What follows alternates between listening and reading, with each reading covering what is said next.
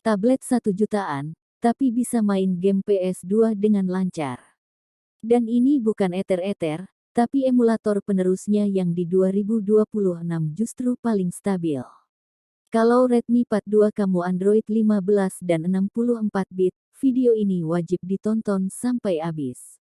Di video kali ini gue mau nunjukin cara main game PS2 di tablet Redmi Pad 2. Ini pertama kali gue nyoba langsung, dan jujur hasilnya di luar ekspektasi. Emulator yang gue pakai namanya eter-eter, penerus dari eter-eter. Buat yang belum tahu, eter-eter sekarang udah nggak dikembangin lagi. Banyak emulator PS2 lain bermunculan, tapi setelah dicoba, eter-eter ini yang paling stabil sejauh ini. FPS lebih konsisten, jarang crash, dan settingnya mirip eter-eter. Tablet yang gue pakai ini Redmi Pad 2. Udah Android 15 dan arsitektur 64 bit. Jadi aplikasinya bisa langsung diinstal tanpa ribet. Dan buat yang pakai HP Android, tenang aja. Caranya sama persis, nggak ada bedanya.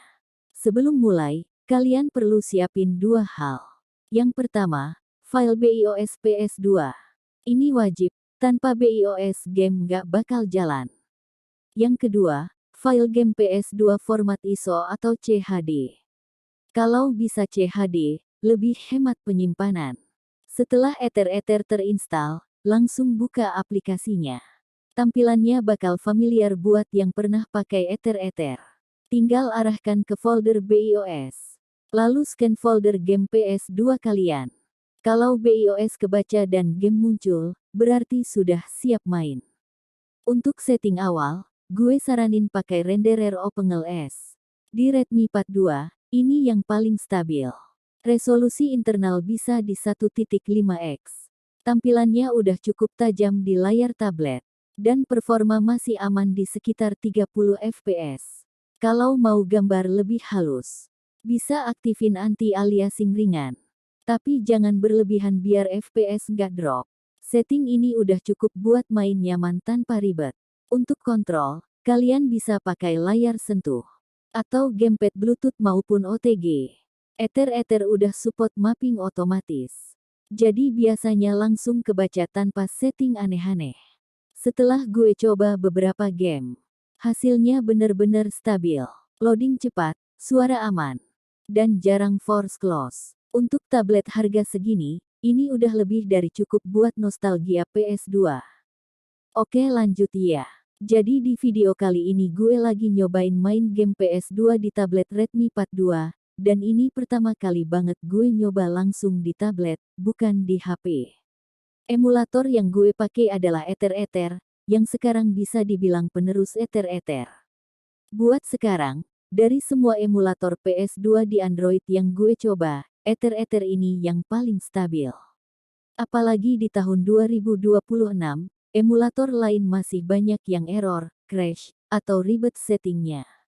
Sedangkan eter-eter ini tinggal install, setting dikit, langsung gas.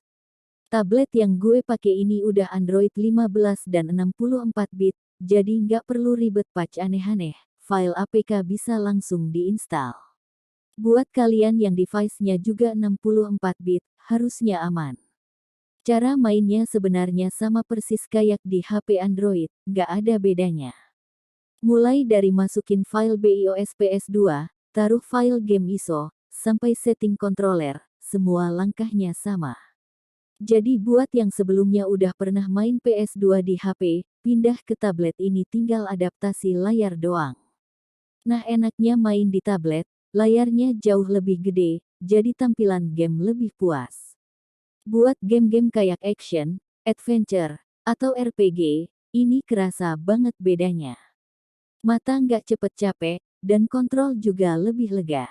Di sini gue pakai setting resolusi 1.5x, dan hasilnya masih stabil di 30 fps buat kebanyakan game. Memang kalau diperhatiin agak sedikit burik dibanding 2x atau 3x, tapi buat spek tablet di kelas harga segini, ini udah worth it banget. Yang penting gameplay lancar, nggak patah-patah.